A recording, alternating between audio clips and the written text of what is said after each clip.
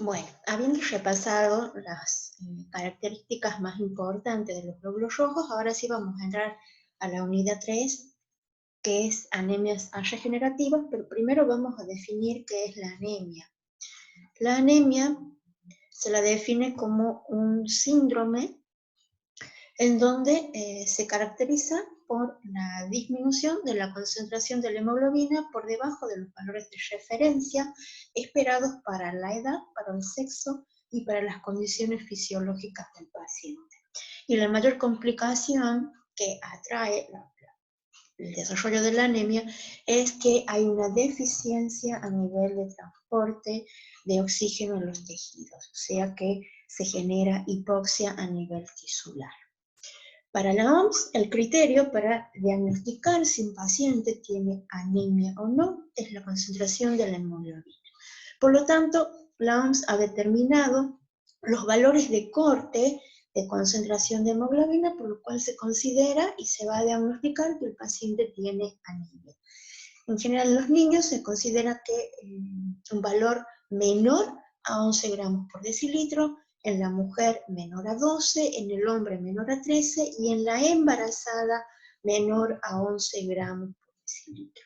En los bebés, hasta los 3 meses, por debajo de 9,5 gramos por decilitro y en los recién nacidos, por debajo de 13,5. Entonces, cualquier valor que se encuentre por debajo de estos valores de corte de hemoglobina, se va a diagnosticar que el paciente está desarrollando una anemia o un síndrome anémico.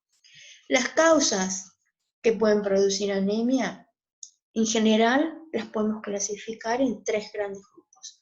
Por pérdida de sangre, pacientes con hemorragia, por disminución en la eritropoyesis, alteraciones a nivel medular que disminuyen la eritropoyesis, o por un aumento en la destrucción de los eritrocitos en sangre periférica, o sea, una disminución de la vida media de los glóbulos rojos. Estas 3 grandes causas van a producir una disminución en la concentración de la hemoglobina y va a desarrollar el paciente el síndrome anémico.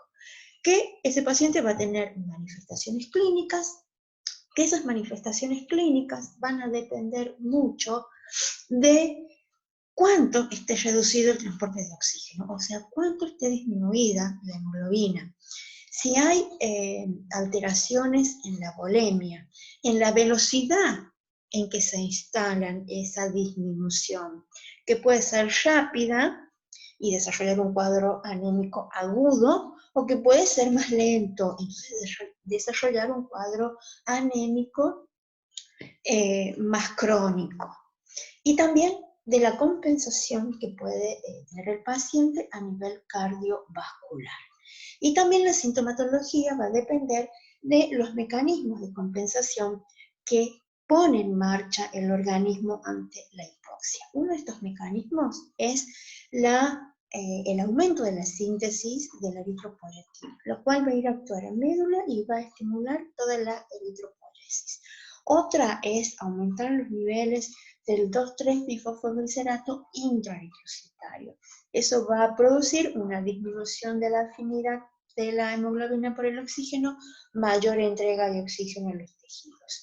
Y a nivel cardiovascular va a producir principalmente una vasoconstricción a nivel cutánea para mantener los órganos vitales con una mayor irrigación sanguínea.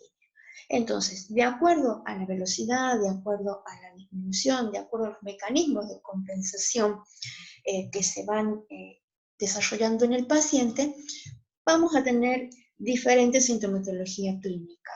Cuando tenemos una disminución leve de la hemoglobina, el paciente va a desarrollar cansancio, palidez, dolor de cabeza, que son los síntomas clínicos más comunes.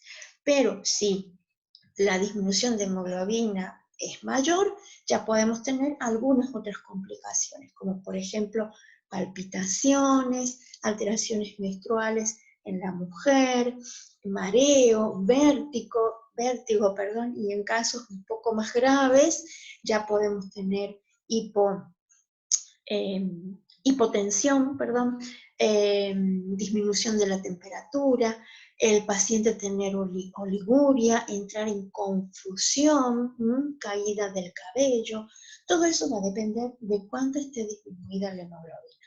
Por lo tanto, no solo es importante saber cuando un paciente tiene anemia, si está disminuida o no la hemoglobina, si está por debajo de los valores de corte que nos dice la OMS, sino también cuánto está disminuida, porque eso va a permitir determinar el grado de la anemia. Y se considera en general, para toda la población, que los pacientes que tienen un valor de hemoglobina entre 11 y 9,5, se considera que la anemia es leve. Entonces, la sintomatología del paciente también va a ser leve. Valores entre 9,5 y 8 se considera una anemia moderada, entre 8 y 6,5 una anemia severa, y por debajo de 6,5 ya tenemos valores que pueden traer una complicación muy grave en el paciente y puede tener riesgo de vida. Por eso, en la práctica clínica, pacientes que tienen valores de hemoglobina de 7 gramos por decilitro o menor, o sea que ya tienen una anemia severa, lo que se recomienda es inmediatamente hacer una transfusión sanguínea. Básicamente, no se espera que el paciente disminuya tanto su hemoglobina. En la práctica corriente, pacientes con valores cercanos a 8 gramos por decilitro de hemoglobina, ya se le realiza una transfusión. O sea, no se espera llegar a una gravedad de tipo severa, sino que con una anemia ya moderada ya se le realiza la transfusión para evitar todas las complicaciones que pueda acarrear la hipoxia. Esto, cuando nosotros tenemos un paciente con anemia, le vamos a hacer el seguimiento, ¿no? Para ver cómo se está modificando la hemoglobina. Lo importante es que la hemoglobina empiece a aumentar y que el paciente vuelva a sus valores normales, ¿no? Entonces, cuando se realiza una transfusión sanguínea, es muy importante que ustedes le pregunten al médico cuántas unidades de sangre se le ha colocado al paciente. Porque cuando el paciente recibe una unidad de glóbulos rojos y nosotros hacemos el hemograma después de realizada la transfusión, el valor de hemoglobina debe haber aumentado 1 gramo por decilitro y el valor del hematocrito debe haber aumentado aproximadamente 3 puntos. Esto es muy importante porque luego de recibida la transfusión, si ha sido con éxito, el valor de la hemoglobina debe aumentar 1 gramo por cada unidad de glóbulos rojos. Si esto no ha sucedido así, es porque el paciente está perdiendo sangre, y entonces hay que continuar haciéndole más transfusiones. Y además de nosotros saber si con la concentración de hemoglobina, si el paciente tiene anemia, el grado de severidad de la anemia, también es muy importante clasificarla. Esta clasificación nos va a dar una primera orientación hacia cuáles pueden ser las posibles etiologías que en el paciente ha hecho que se desarrolle la anemia. Y en la clínica nosotros tenemos 2 criterios para clasificar las anemias.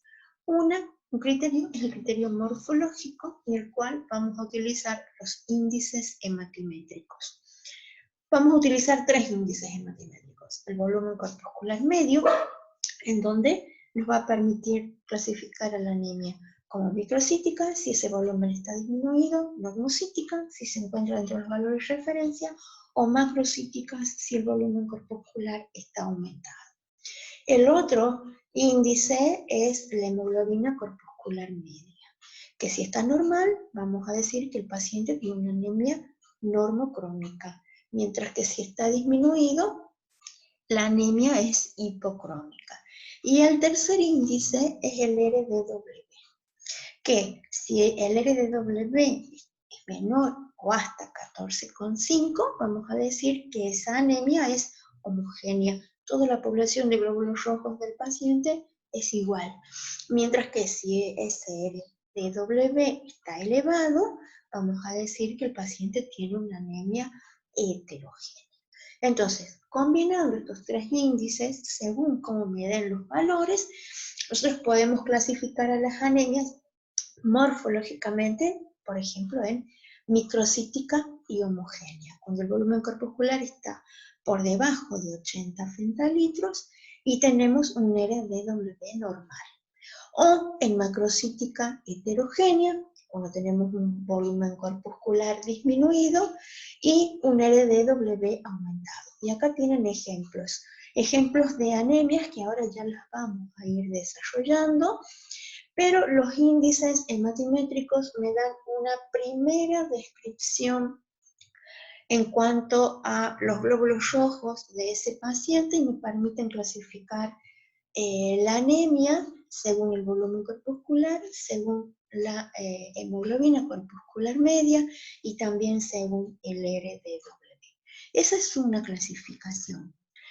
La segunda clasificación es a través del criterio fisiopatológico. Y este criterio lo que me va a evidenciar es la respuesta que tiene la médula frente a la instalación de la anemia.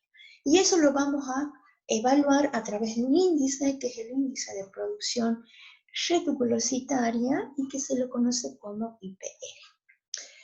Como el índice se denomina índice de producción reticulocitaria, lo que vamos a utilizar es el recuento de reticulocitos.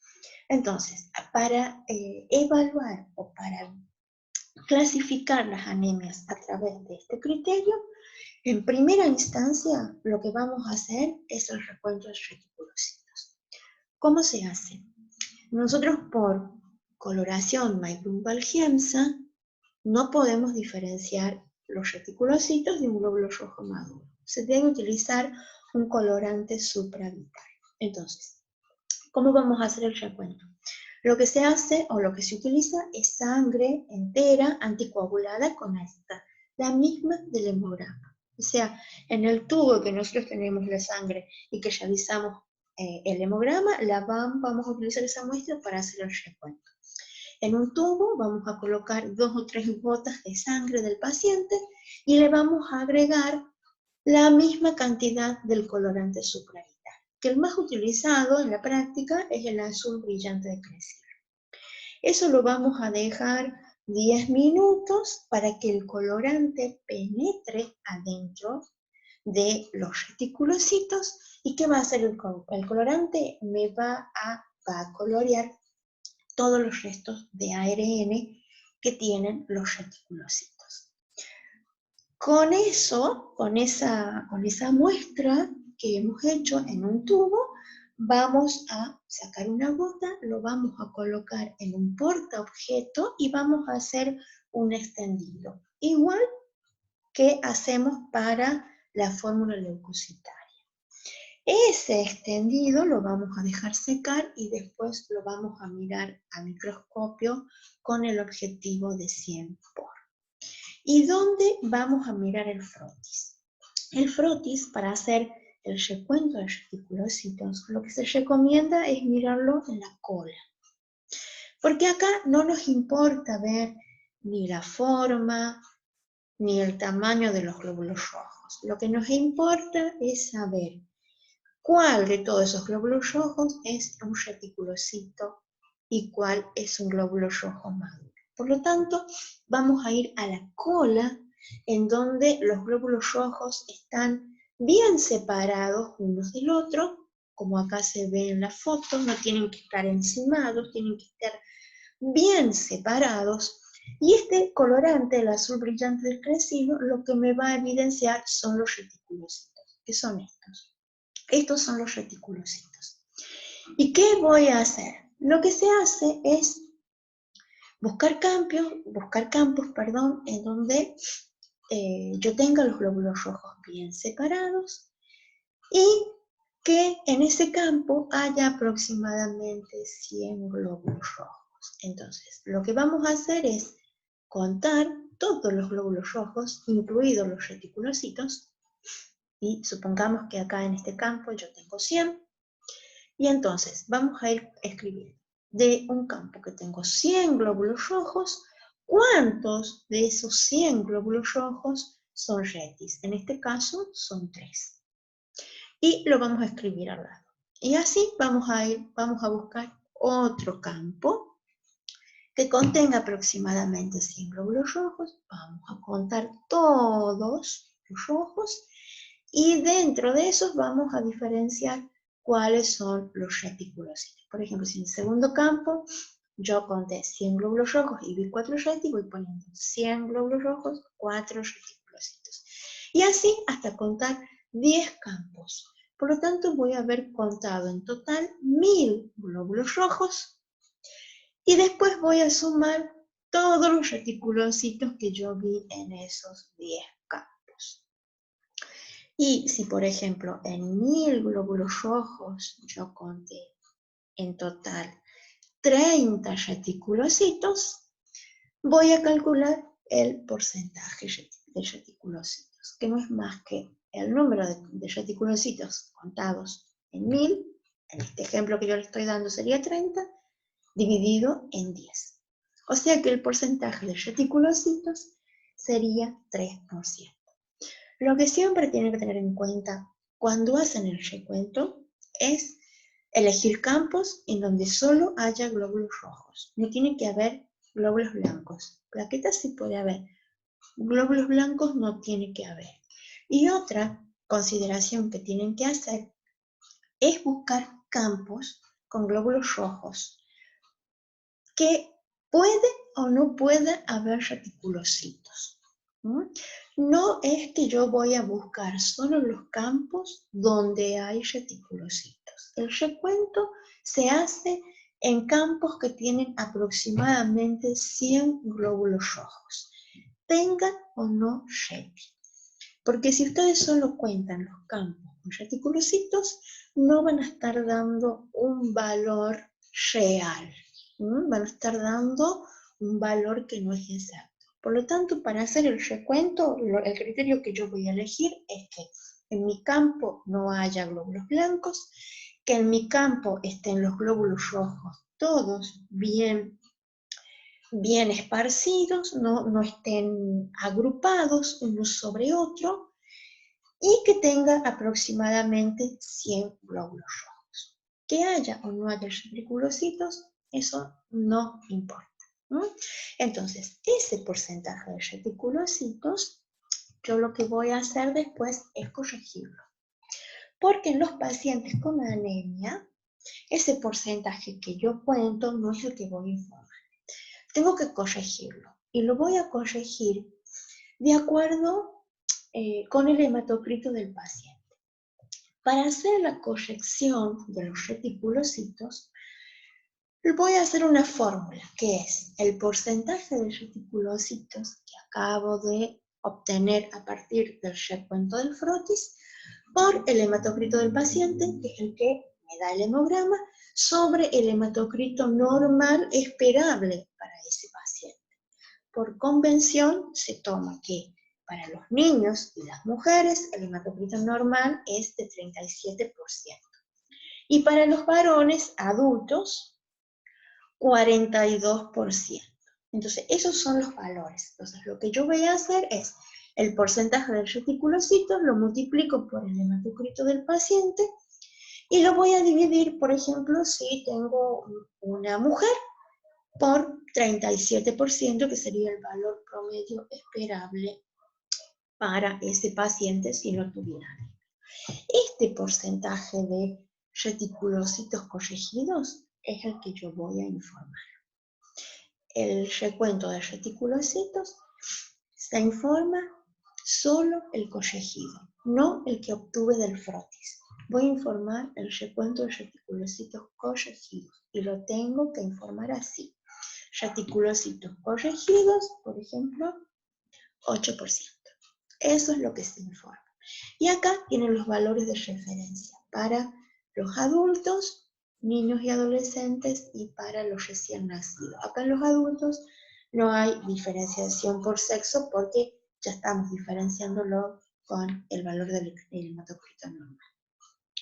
Y después también se puede informar los reticulocitos en valor absoluto. O sea que los reticulocitos, ¿cuántos reticulocitos hay circulantes? Para eso yo voy a calcular. Voy a utilizar el número de glóbulos rojos que me da el aparato, que me da el contador hematológico en el hemograma, por el porcentaje de reticulocitos sobre 100. Esto es lo mismo que decir que el número de glóbulos rojos es el 100%. El porcentaje de reticulocitos va a ser X, y eso me va a dar el valor absoluto, que acá está también para las distintas poblaciones los valores de referencia.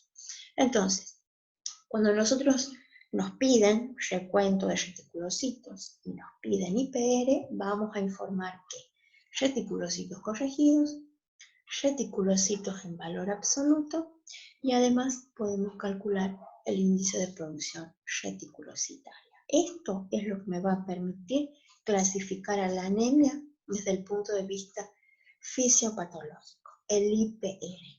¿Y cómo se calcula el IPR? El IPR lo vamos a calcular con el porcentaje de reticulocitos corregidos de mi paciente sobre los días de maduración de los reticulocitos en sangre circulante.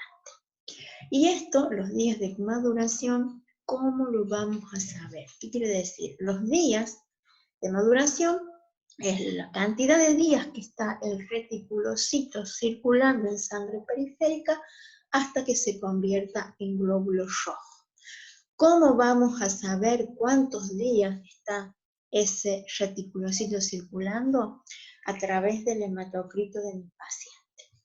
Se considera que nosotros, cuando tenemos un paciente sano que no tiene anemia, los reticulocitos que se forman en médula se mantienen con un valor promedio de 3,5 días en médula. Ese reticulocito sale a circulación, a sangre periférica, y se mantiene circulando un día como reticulocito hasta que elimina todo el ARN y se convierte en glóbulos rojos. Por lo tanto, se considera que si un paciente tiene un hematocrito entre 45 y 36%, los días de maduración en sangre periférica de los reticulocitos es de 1. Ahora, pacientes que tienen el hematocrito más disminuido, fisiológicamente, ¿qué va a hacer la médula? La médula lo que va a hacer es eliminar los reticulocitos antes de que terminen de madurar, porque hay que compensar ese espacio. Entonces, cuanto más bajo es el valor del hematocrito, menos días se mantienen los reticulocitos en médula y más tiempo se mantienen en sangre circulante. Se considera que si mi paciente tiene un valor del hematocrito entre 35 y 26, solo los reticulocitos se mantienen 3 días en médula y 1,5 días en sangre circulante. Entre 25 y 16, 2,5 días en médula y 2 días en sangre circulante, y de 15 o menor, 2 días en médula y 2,5 días en sangre periférica circulante. Entonces, ¿cómo vamos a calcular el IPR? Vamos a calcularlo con el valor de reticulocitos corregidos sobre los días de maduración. Si mi paciente tiene, por ejemplo, un hematocrito de 28, yo lo que me voy a fijar acá, 28 está acá. Entonces, los días de maduración en sangre periférica es 1,5. Ese valor es el que voy a colocar acá y voy a hacer la división. Y esa división me va a dar el valor del IPR. Y recién con ese valor del IPR yo voy a poder clasificar la anemia desde el punto de vista fisiopatológico en dos grandes grupos.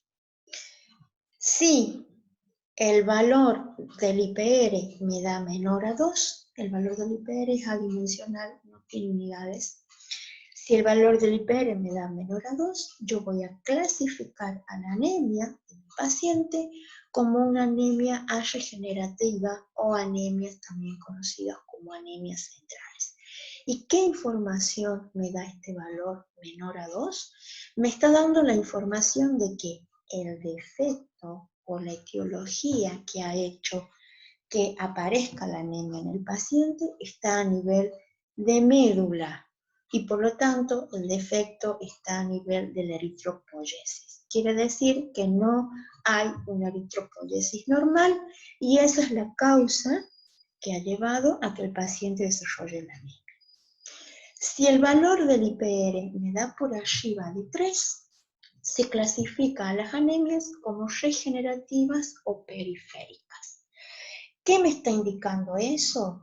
Que la eritropoyesis es normal y que el defecto o la causa que ha provocado la aparición de la anemia está afuera, en la periferia, y que generalmente se debe a una disminución de la vida media del glóbulo rojo, o sea, a una destrucción aumentada en sangre periférica del glóbulo rojo. Entonces, el IPR lo que me permite es clasificar en dos grandes grupos a las anemias. Las regenerativas, que me indican que el defecto está en la médula, en la eritropoyesis, o en regenerativas, que me indican que el defecto está afuera, o sea, en sangre periférica. Y eso me va a dar una primera orientación también para ir orientándome a dónde puede estar la causa, si está en médula o está en sangre periférica.